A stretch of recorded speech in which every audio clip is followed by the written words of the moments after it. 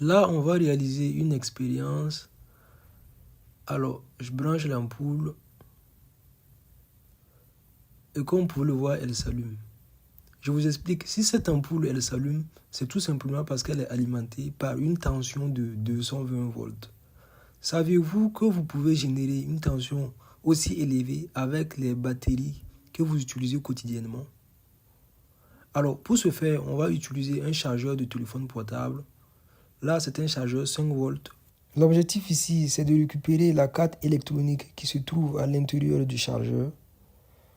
Donc, pour ne pas casser la boîte, on utilise un tournevis qui va nous permettre ici d'enlever les différentes vis, ce qui va après nous faciliter l'ouverture du boîtier. Donc là, on ouvre le boîtier et direct, déjà on peut voir la carte électronique. Donc on récupère la carte électronique.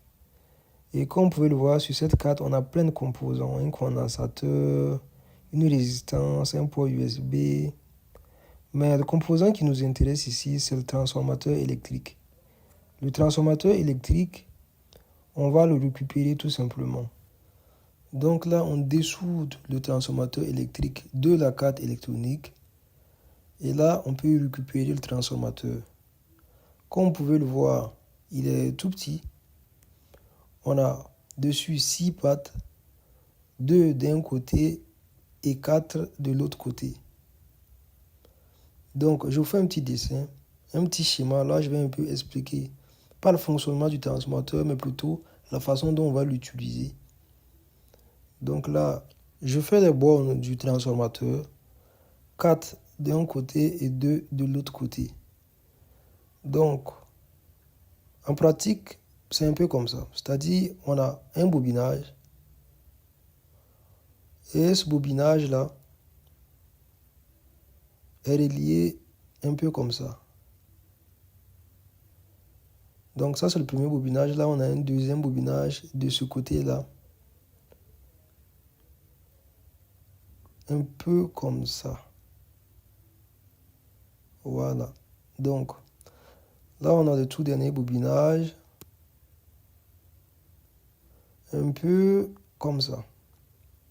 Ce transformateur possède donc 3 bobinages.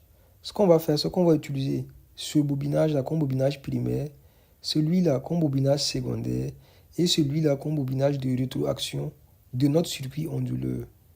Donc, on va connecter une résistance. Résistance qui permet ici de limiter le courant qui passe dans le transistor.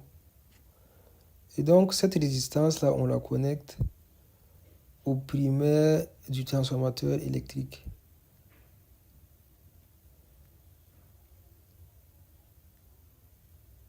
Donc, c'est une résistance de précisément 220 ohms. Alors, pour qu'un transformateur électrique puisse fonctionner, il faut qu'il soit alimenté avec une tension variable, soit une tension sinusoïdale.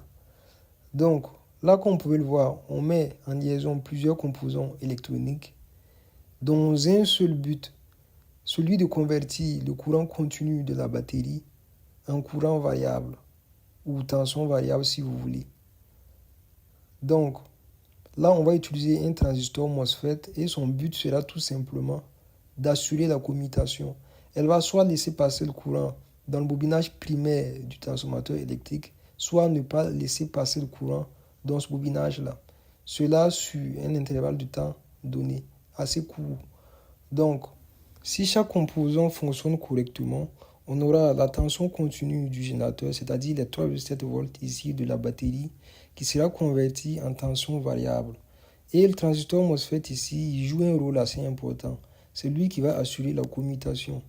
Donc, commuter les 3,7 volts dans le bobinage primaire à une certaine fréquence donnée. Et donc, on aura donc une tension alternative alimentant le bobinage pendant le fonctionnement du circuit.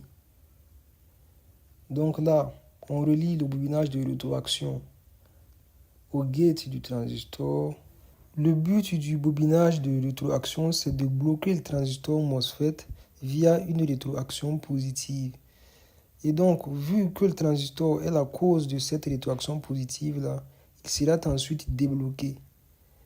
Ensuite, bloqué et débloqué et ainsi de suite. On a donc une tension variable dans le bobinage primaire.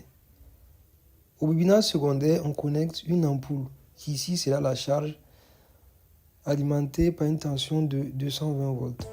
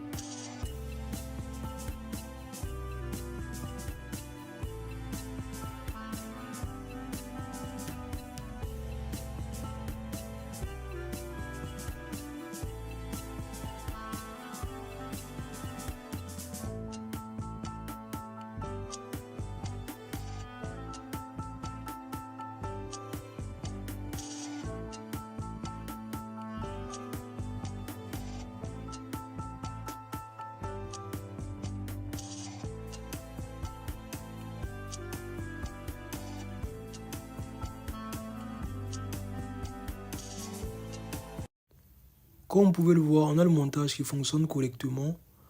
On a la batterie 12,7 volts d'un côté qui alimente le circuit onduleur qui, à son tour, permet d'alimenter la lampe de 220 volts. Et donc, tout fonctionne correctement. Si cette vidéo vous a plu, pensez à vous abonner pour ne pas rater mes prochaines vidéos.